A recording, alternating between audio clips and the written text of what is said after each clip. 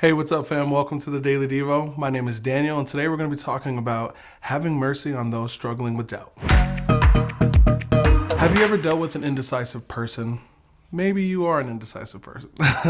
Well, what this means, it could be a spouse, it could be a friend, a sibling, a coworker, and they just, like an example of this would be like going out to eat. They don't know what they want to eat. They don't know what they're in the mood for. They don't know if they want Mexican, if they want sushi. They're just so indecisive about the decision that they have to make. Respectfully, I have been that person several times in my life. But now that I'm a little bit older, I realize that it's less about the food, and it was more about the confidence in making a choice and the fear of making the wrong one. So, as somebody who's indecisive like myself sometimes, it is easier to not make a choice at all than to be left with the fear of making the wrong choice. That fear is crippling. So indecisiveness, uncertainty, and doubt oftentimes is rooted in fear. But the Bible says that He has not given us a spirit of fear, but of power and of love and of a sound mind. And for those who are indecisive or wavering in their decision, this doesn't just affect you. It affects everybody around you. Because you don't know what you want to eat. That means the people who are with you, oftentimes my wife, she doesn't get to eat until I make a decision or we come together to make a decision. But what Jude is telling us in the text is, how are we approaching those who are unsure or who are indecisive or who have doubt? Are we judging them? Are we putting pressure on them? Are we heightening their fear of having to make the choice?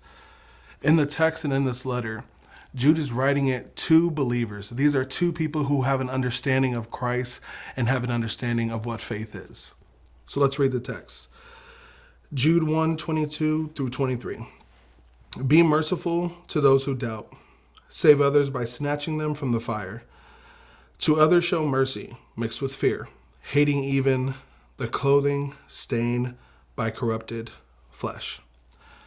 So Jude is saying that we need to have mercy or caring compassion when it comes to people who are struggling with doubt in just any area of their life. Faith. What is faith? Faith is the substance of things hoped for and the evidence of things not seen. So for this letter to be written to believers, we know what faith is, and we know how much work it takes to put action to our faith and belief into our faith. But for the unbeliever, somebody who's new on their walk, it could be a struggle, trying to understand the profound concept of Christ and everything that entails. So how are we walking alongside them when they're doubting? That's what Jude is asking us as believers. Doubt can be a lonely wilderness. But the text here is reminding us that our response should always be mercy, not judgment. What is mercy? Mercy is undeserved kindness and compassion. The Bible says His mercies are new for us every single morning. That means the Creator of the universe had an understanding that we were going to need mercy every single day, over and over and over. So as believers, are we extending the same thing to the ones around us who are struggling with doubt, struggling with their belief? We don't condone sin. I want to make that clear. We do not condone sin.